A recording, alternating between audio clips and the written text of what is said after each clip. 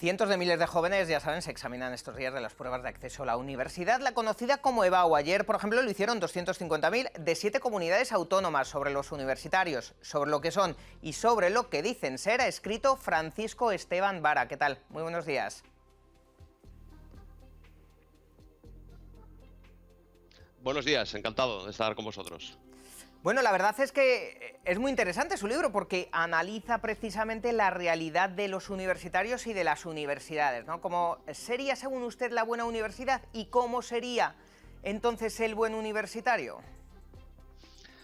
Bueno, más que el buen universitario o la buena universidad, me gustaría hablar de lo genuino, ¿no? Porque si uno pues mira la historia de la universidad, ¿no? Desde la época medieval o incluso también la universidad tiene una prehistoria, ¿no? Habría que preguntarse si Sócrates no era un gran universitario. Y luego pues analiza un poco los textos principales de la filosofía de la universidad, que es una constante desde que aparece la universidad. Pues me parece que ahí hay una cuestión común, que es que cuando se habla de los universitarios se habla de buscadores de verdades, bellezas y bondades, ¿no? Entonces, con esta definición, ¿no? tan que puede parecer poética, pero dice mucho de lo que es un universitario, pues habría que preguntarse en qué ha quedado eso, ¿no? Si no estamos ante una institución por la que hay que pasar para llegar a una cosa que llamamos mercado laboral y que por lo tanto toda esta búsqueda que podríamos pues decir también el cultivo del pensamiento crítico, ¿no? Del espíritu crítico, que me gusta decir a mí, la pregunta es dónde ha quedado o en qué situación se encuentra, ¿no?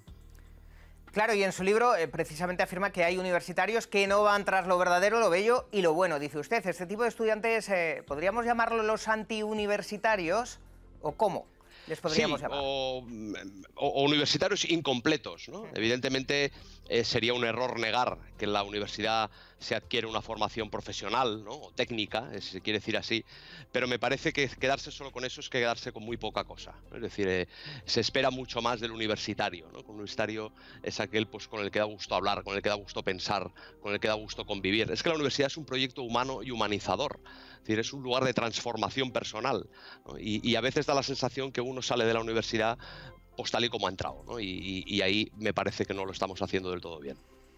Bueno, y en su opinión, en España, en nuestro país, ¿qué tipo de universitarios podemos encontrar? ¿Qué tipo de universitarios hay?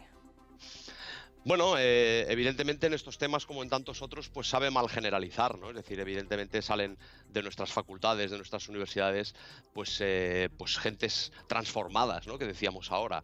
Pero es verdad que aquel uso utilitarista de la universidad no es solo una anécdota durante los últimos años, ¿no? Y parece ser a veces que uno se encuentra en un lugar pues de proveedores de contenidos o de formación y de clientes en el sentido más pues negativo de la palabra, ¿no? Además, en su obra también aborda la aportación de la universidad, ¿no? Al mundo, a la sociedad de hoy día. ¿Cuál sería exactamente esta aportación de la que usted habla? Bueno, la universidad puede ser vista como la proa del barco, ¿no? Es decir, ahí están o deberían estar personas que se dedican a pensar por el simple hecho de pensar, a descubrir, que decíamos antes, verdades, bellezas y bondades, a imaginar un mundo mejor, sin más motivo que ese. Y por lo tanto humanizar, que decíamos antes, la realidad en la que nos encontramos. Es decir, el universitario no está solo para adaptarse a la realidad, está para cambiarla, en el mejor sentido de la palabra, ¿eh? No estamos en un lugar donde tengamos que formar personas que se adapten a una cuestión o a una realidad, porque entonces lo mejor que podríamos hacer es cerrar las universidades. Es decir, en muchas, me parece a mí, ¿no? En muchas situaciones o profesiones, como uno mejor se adapta a la realidad es estando en la realidad. Pero la universidad es un lugar de transformación, ¿no? de apartarse un poquito, ¿no? De la realidad antes de llegar, ¿no?